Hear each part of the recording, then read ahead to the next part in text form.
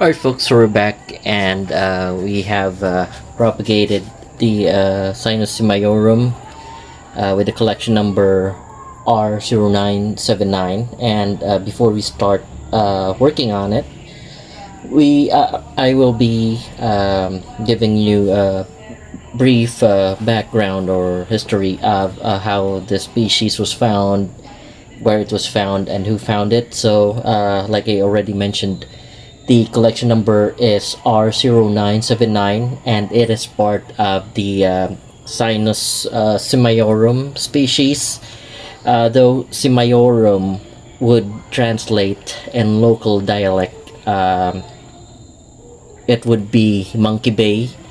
So I'm not sure if it's appropriate, but that's how it stuck to it, since monkey bay is a place in Malawi, and then that is where R1734 was found. So Zimbabwe is actually this plant right here. So Zimbabwe is a different place compared to Monkey Bay. It's far from Monkey Bay. I'm not sure if I can show you a map of it or an overlay, because I did make a screenshot of the map, and explaining that Monkey Bay is far from Zimbabwe. So people keep calling R1734 Zimbabwe, despite the fact that it was found in Monkey Bay. So it's not found in Zimbabwe. Do not call R1734 Zimbabwe, because That is not correct. That is misinformation. This plant over here is found in Zimbabwe, and it is with the collection number R0979. It's the one with the trade name green bat, giant bat, and it is with the collection number R0979, which is found in Zimbabwe. So this is the one that's found in Zimbabwe. People can call it Zimbabwe, that's fine, but don't call the other one, the first one that I featured, the one with the collection number R1734, because that is not found in Zimbabwe. That is found in Monkey Bay, Malawi, so that is far from Zimbabwe. This one right here, the green bat, the one, I'm saying the trade name because almost everyone is more familiar with using the trade name of giant bat or green bat. So the R0979, I'm calling it by the collection number because it's more accurate that way. So R0979 is actually, the R on it is or stands for Richards, and the person who or Richard, because the person who collected it is Dave Richard. And the sinus-simiorum, even though simiorum stands for Monkey Bay, it's stuck as a species name. So even though this one is found in Zimbabwe, it's still called sinus-simiorum, not sinus-Zimbabwe. It's sinus-simiorum for all the species that are as such. So again, the one that I'm showing you right now, having the collection number R0979, is a Dave Richard collection. It's the sinus-simiorum species. It's found in Zimbabwe, in Umboe or Umboe Road in Chinoy. That's where the first specimens were found. So this is my first specimen of the green bat, or R0979. As you can see, it's from this angle or this view, I would say that the pattern can be barely seen as compared to, or in comparison to the previous one, which is R1734, which you will be seeing the patterns that are very clear on it. So the patterns on R0979 are barely visible, and you could say that it's almost solid green in color, or solid dark green in color, or more accurately, I will say that the dark green color is more prominent than the lighter bandings on it. The pattern is bandings, so they're like in R1734 you can see them clearly, but in R0979 you can barely see them, because mostly, in majority, the coloration is the dark green color compared to the lighter green, so you will not see it. And this is the first specimen that I got, and it's rosette in form. Take note, folks, it's rosette in form, and like I mentioned, I'm not sure if it is accurate to call this one's matured form, because when you say matured, it's supposed to be older form. This one is actually the older form. It is the older form, but it is in rosette form. So the following offsets growing from it took a different form, which is almost singular leaf form, or a bat form, like people would call it. So these ones, some people would say it's the matured form, so I'm in the gray area right now because they're offsets. This one is actually older compared to the offset. So however people would call this the matured form in the wild, this is the actual form of it. They grow into very, very tall singular leaf, which is bat-like in form, and that's why maybe people would refer to it as the matured state or matured form. Although in terms of age though, this one is younger compared to this one. So actually, you can see that there are some pests on it. This one, this is a pest over here, so I'll have to spray it. Also, it might, this specimen is the oldest one, that's why you would see it, the leaves are full of dust, and when I spray it, you can see that the coloration become more clearer, or the pattern on the leaf becomes more clearer, but not as clear as to the pattern of R1734. So R0979 will always be darker in terms of color and pattern when you compare the two. So this one, like I mentioned, is rosette in form. There might be some mite attacks from it, because these reddish markings are mite attacks, so I'll have to spray it, although they're cured and they are sturdier compared to your common they're sturdier compared to other species such as your Trifasciatus. Trifasciatus, when attacked by mites, they would have this reddish coloration over here. You see the reddish coloration? Those are results of mite attacks. Those are wounds. They turn into reddish coloration, but they are tough compared to with other species of Sansevieria such as Trifasciatus. Because if this were Trifasciatus, I'm pretty sure that this would have suffered already, or have been melted or died out if this was Trifasciatus. So it's mostly what we can do as for maintenance with regards to Sansevieria species. We can clean off the leaf part and get dust from the leaf, so the plant can breathe again. So we'll have this set aside while we work on the other two. So like I mentioned, these are the offsets, and like I mentioned, they're already taking the bat-like form, or the singular leaf form. There are also some pests on it, and with regards to this offset, I think I'm going to propagate it, because you can see some discoloration on here. Actually, these are symptoms of it going into variegated form. So variegation may occur when there are stimulants, such as there are mite attacks, or some chemical compound that is subjected to the plant. That way they mutate and show coloration. So this one, like I mentioned, it has mite attacks as well, because there are some reddish marks on it. So this one is about to mutate.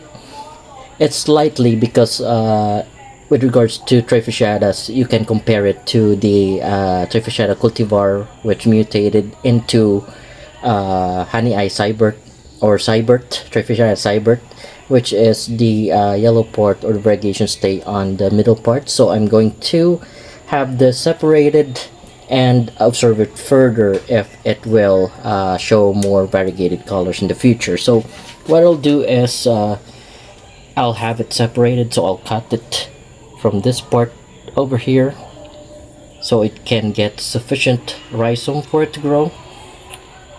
It's kind of hard if I'm cutting it by myself, but all you have to do is to tilt it the other way so that the blade can easily reach through the area where you want to cut off. So that's the clean cut, and it has some root system, so I think I can have it propagated. So what to do next is spray it with hydrogen peroxide, just to make sure that if there are existing pests on it, it will be taken care of. And also what I'm using to wipe them is these are baby wipes that you can get on any grocery or department store, or where you get your essentials.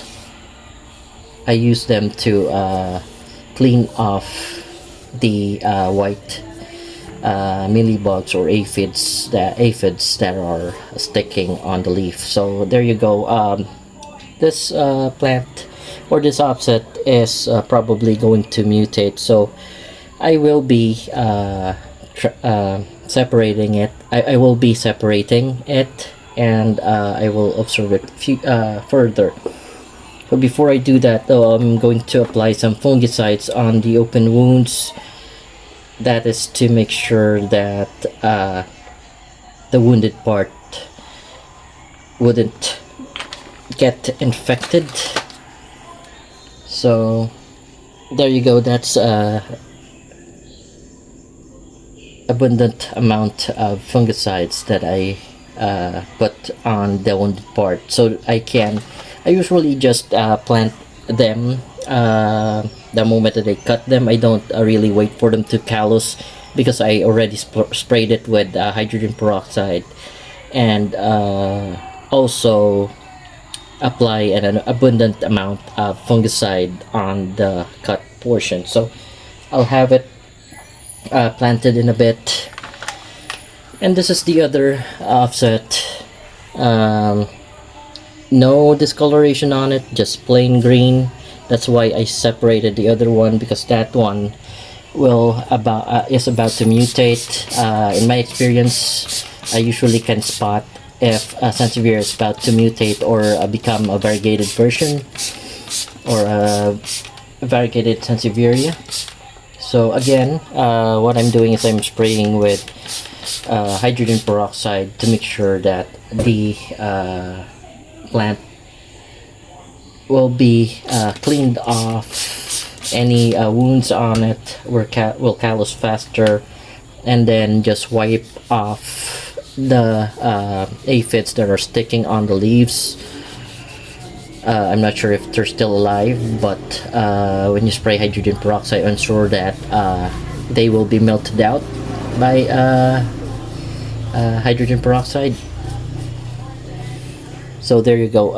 You can see that there are still some sticking, something that's sticking on them, a whitish, it might be aphids or mealybugs. I'm not an expert on appraising the kinds of pests on them, but usually it's the aphids and white mealybugs that are sticking on the plant's leaf surface. So they have been removed, as well as the dust that are sticking on the surface of the leaf. And this one is good to go as well. All I have to do again is I'm going to apply a apply fungicide on the affected part. Make sure that it will not be infected, and also it will callus faster. So what's left, folks, is to have it replanted, and then we're done. So the first one that we're going to plant is the one with the variegations on it. I want to work with that first. So there you go. This is supposedly the one for the Rockman Sansevieria that broke into. Oh, sorry. But Rockman was too big for it, so I decided not to use it for the Sansevieria Rockman. Instead, we'll use it for this sinus-simiorum R0979, which is, I think, about to variegate. So perhaps in the future I'll give you an update with regards to the status of this offset of R0979. So I'll plan it as such, and then I'll just fill out the pot with the potting mix that I made for. So usually my potting mix, it's not a secret, and I always tell people what it's contained or what is the mixture of the potting mix. I already mentioned it on the other parts of or several contents of the channel. Usually it's 70 to 80% of pumice stone. Then I include some compost with it, 20% compost, and then some other stuff that I have ready. Some are just fillers like bark of trees or palm trees that I have here. They have very nice they're very nice materials to work with regards to making potting mix for your Sansevierias. So I'm not quite sure for palm trees, but some of the parts are helping out in minimizing fungal infections or spread of fungus. So that is in my experience, although or what I have observed, so I'm not really 100% sure if that's really what's happening, but so far that's what I'm doing, and it works, so I'm still doing it up to now. So next one will be the larger offset placed on that pot.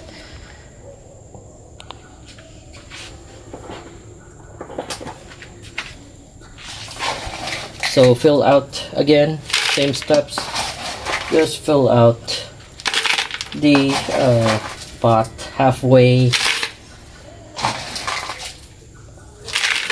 and then set your Sansevieria. So this one is almost growing in singular leaf form, which is mostly what they would see in the wild growing. So they grow very, very large, thus they are given the nickname of giant bat, and also they're called green bat. So I'm hoping that this one would grow larger or give me another bigger offset compared to the one that I am holding right now. So they can still grow longer and bigger. All you have to do is to give them more space and a lot of potting mix for them to grow larger. So the bigger pot that you invest on them, the bigger that they will become. So we're done with this is the second offset. This one is not mutating currently. Just the third one that I have worked with, so it's kind of wobbly, so I'll have to put some pebbles or small rocks on it to stabilize it. So lastly, I'll just have to plant the rosette form of R0979. And folks, if you're wondering what is this is a root trainer. I just put them on there so that it'd be easier for me to remove it when I need to. So same setup for the third one, which is actually the oldest of them all. So I'll just have to put it as such, and hopefully it gives me more offset. So still the same procedure. I'm almost out of potting mix again, because from one pot I had to transfer and propagate. So I have three pots of R0979 now. Hopefully this one will give me more offsets. And I'm using a root trainer on it. so that it would be easier to just get it from the pot in the future if it gives me more offset. So actually we're almost done. So folks, if you have any questions or suggestions, feel free to leave a comment below, and if you like what I have presented, please do like and subscribe to the channel. I hope you enjoyed watching. So thank you, and you all have a great day.